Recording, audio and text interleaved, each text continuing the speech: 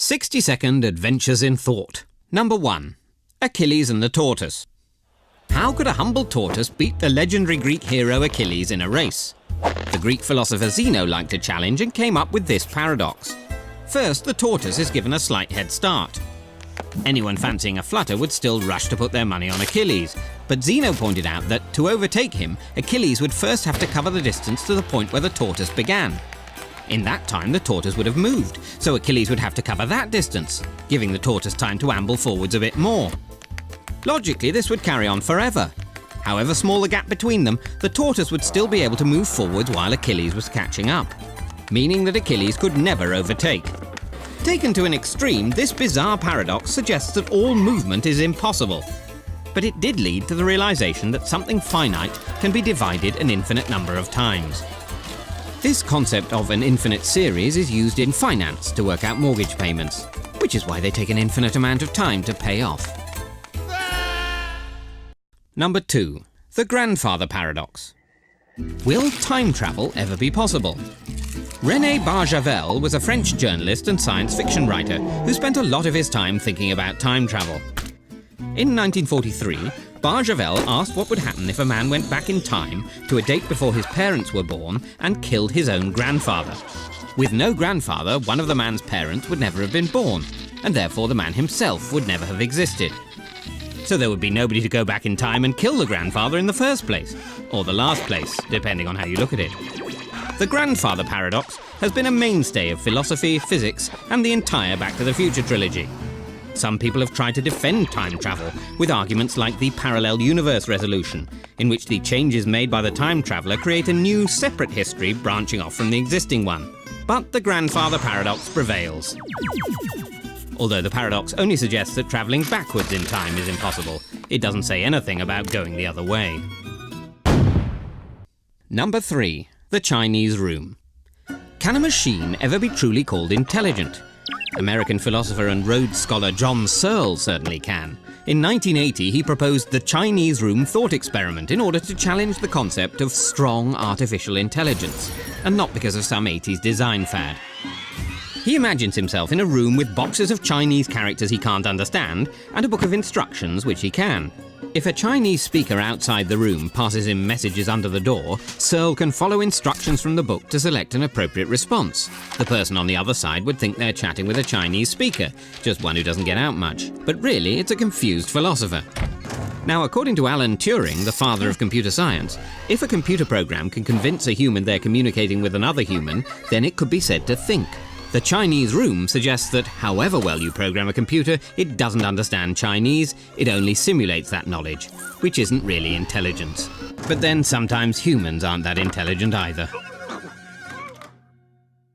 Number 4. Hilbert's Infinite Hotel. A grand hotel with an infinite number of rooms, and an infinite number of guests in those rooms. That was the idea of German mathematician David Hilbert, friend of Albert Einstein and enemy of chambermaids the world over. To challenge our ideas about infinity, he asked what happens if someone new comes along looking for a place to stay. Hilbert's answer is to make each guest shift along one room. The guest in room 1 moves to room 2 and so on. So the new guest would have a space in room 1, and the guest book would have an infinite number of complaints. But what about when a coach containing an infinite number of new guests pulls up? Surely he can't accommodate all of them. Hilbert frees up an infinite number of rooms by asking the guests to move to the room number which is double their current one, leaving the infinitely many odd numbers free. Easy for the guest in room 1, not so easy for the man in room 8,600,597. Hilbert's paradox has fascinated mathematicians, physicists and philosophers, even theologians. And they all agree you should get down early for breakfast. Number 5. The twin paradox. Albert Einstein didn't have a twin brother, but he had some funny ideas of what you could do with one. He imagined 2 identical twins. Let's call them Al and Bert. Now, Al is a couch potato, but Bert likes to travel. So he hops into a spaceship and zooms off at close to the speed of light. That's when Einstein's special theory of relativity kicks in. It says that the faster you travel through space, the slower you move through time. So from Al's point of view, Bert's time would be moving slower than his own. To put it another way, time might fly when you're having fun, but when clocks fly, they run more slowly in relativity. After a while, Bert decides to head back, still at close to the speed of light, and returns to his brother with his holiday snaps. But when Bert arrives home, Al will now be older than his twin, which makes their double dates a lot more awkward. Although it seems implausible, Einstein just followed his theory to its logical conclusion, and it turns out he was right. This concept of time dilation provides the basis for our global positioning system, which is how your sat-nav knows you need to turn left in 200 yards. Number 6. Schrödinger's cat. Erwin Schrödinger was a physicist, a theoretical biologist, and probably more of a dog person. In the 1920s, scientists discovered quantum mechanics, which said that some particles are so tiny you can't even measure them without changing them. But the theory only worked if, before you measure them, the particle is in a superposition of every possible state all at the same time. To tackle that, Schrödinger imagined a cat in a box, with a radioactive particle and a Geiger counter attached to a vial of poison. If the particle decays, it triggers the Geiger counter, releases the poison, and bye-bye tiddles. But if the particle is in two states, both decayed and not decayed, the cat is also in two states, both dead and not dead, until someone looks in the box. In practice, it's impossible to put a cat into a superposition.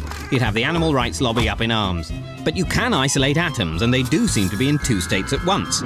Quantum mechanics challenges our whole perception of reality, so maybe it's understandable that Schrödinger himself decided he didn't like it, and was sorry he ever started on about cats.